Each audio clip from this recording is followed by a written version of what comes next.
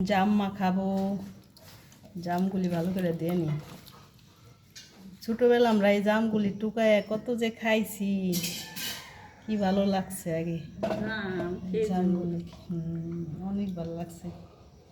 আজকে কিনে আনছি এগুলি, কিনে আনছি মাখাম। জাম অনেক দাম, 160 টাকা কেজি। আচ্ছা কি খাইব?